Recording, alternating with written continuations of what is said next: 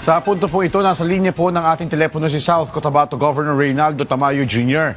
Good morning, Gov. Si Joshua Garcia po ito ng Rise and Shine Pilipinas ng PTV. Diyos, magandang umaga rin sa ating mga tagapanood, tagapakinig dyan. Isang napakagandang umaga sa ating lahat. Gov, pakikwento po, kumusta po kayo dyan? Kumusta po ang sitwasyon ng ating mga kababayan dyan? Kayo po dyan sa South Cotabato. Nung Lunes ng gabi, nagkaroon pa tayo ng 6.2, intensity 6.2. Marahil ito ay kasama pa ito sa mga aftershocks na sobrang dami na rin na nangyayari dito. Pero so far, nagkakaroon na ng stability ang sitwasyon. Naging stable na, nakabalik na ang mga opisina at mga paralan ngayong araw. At yun nga lang, ang isa sa mga naging problema natin dito, yung mga road sections na nasira at mga bridges, no? We have 11 bridge and 45 road sections na talaga natamaan. Pero nagkaroon naman tayo ng band-aid solution doon. Nagkakaroon ng mga detour or mga diversion road. Pero kahit pa paano, ginagawa na rin ng paraan ngayon kasama ng national government na maibalik na at magkakaroon na rin ng permanent solution ang na-damage ng nakarang lindol. Okay. Gov, sa nabanggit mo na 11 tulay, tama ba 11 bridges, sa inyo pong pinakahuling update, kumusta po? Ito bo'y inaayos na po sa kasalukuyan? Actually, naging passable na rin halos lahat, naging passable na rin.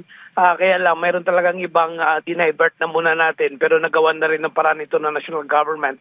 At inasikaso na nga, pagdating nating mahal na Pangulo dito, meron agad siyang binigay ng mga instruction sa Department of Public Works and Highways na talagang dapat agaran may kumpuni kaagad yung mga na-damage na mga infrastructure dito sa aming lalawigan. Okay. Tama po sa huli nating panayam, Gov, nabanggit nyo nga po na hindi po pinili ng mga residente na magpunta sa mga evacuation centers sa halip sa kanilang mga kamag-anak at kanilang mga kapitbahay. Kumusta po ang kanilang lagay? At ano po yung mga naibigay na tulong ng pamahalaan? So far, okay naman sila. Nabigyan na rin ng tulong ng DSWD ng cash assistance. Walang tigil rin yung mga relief operations natin. Walang tigil rin yung tuloy-tuloy na pagbibigay ng pagkain sa kanila dahil alam natin na talagang apektado pa rin sila kahit na ilang araw na rin na nakalipas. Pero tuloy-tuloy pa rin at hindi pa rin sumusuko ang gobyerno sa pagbibigay sa kanila ng mga assistance dito. At yun nga, meron pa naka-allocate na additional 7,000 to 8,000 relief goods na galing pa rin sa national government. Yung provincial government tuloy-tuloy pa rin at ito nga, tumutulong na rin kami sa karating probinsya kasi nagkaroon na rin ng stability dito sa aming lalawigan.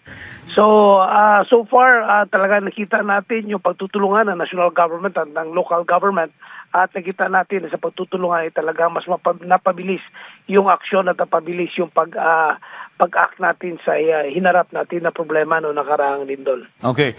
Dito pong A15, Gov, naglabas po ang Department of Budget and Management ng 122 million pesos para po sa inyong lalawigan, para po sa rehabilitasyon.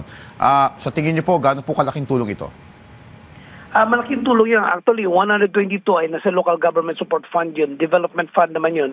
30 million naman yung tulong para sa rehabilitation ng mga local infrastructure. Pero yung national government naman ay under sa Department of Public Works and Highways, talagang naglaan rin sila ng pondo para sa pag-repair ng ating mga roads. Yung 122 kasi is local government support fund yun. Meron talaga naka-allocate na roads for concreting yun siya. Naipasok kasi yun sa development fund. Pero yun ay naisama na rin sa pag-release papunta dito ng ating mahal na Pangulo. Okay. Kumustahin din namin, Gov, yung supply ng kuryente, tubig at magilagay ng telekomunikasyon dyan sa inyong lugar, sa South Cotabato. Sa South Cotabato naman, wala naman tayo naging problema. 4 hours after the quake ay talagang nagawang kagad ng paraan na ibalik natin yung kuryente at tubig at medyo maayos naman ang lagay ng ating mga kababayan dito. At yun nga, ang kagandahan dito ay napabilis yung aksyon dahil napabilis yung pag-deploy natin ng Ardana natin. At yung Ardana naman ay talagang meron naka-assign talaga intended for for kuryente at tubig. Kaya napabilis nilang na-report at nagawang kagad ng paraan. Nagtutulungan yung kooperatiba ng electric dito, cooperative at ng mamamayan kasama ng mga barangay. Sa pagtutulungan ay mabilis na naibalik kagad yung ating kuryente. So ako'y natutuwa dahil nga in 4 hours talagang mabilis at totally 100% ay naibalik nila after maybe 10 hours after the quake. So Okay. kaya't nga gumanda na dito yung takbo ng ekonomiya dahil balik na sa normal at nagkaroon na nga ng stability dito sa aming lalawigan. Okay.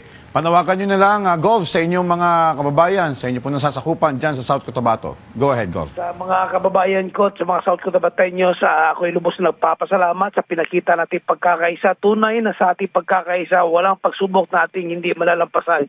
Kaya ang patuloy na panawagan ng inyong gobernador ay patuloy lang sa pagkakaisa para sa tuloy-tuloy na development at progresyo ng ating lalawigan. Maraming salamat, Diyos, at maraming salamat sa mga tagapakinig natin nandyan. Magandang umaga sa ating lahat. Maraming salamat po, South Cotabato Governor Reynaldo Tamayo Jr. Ingat po kayo dyan.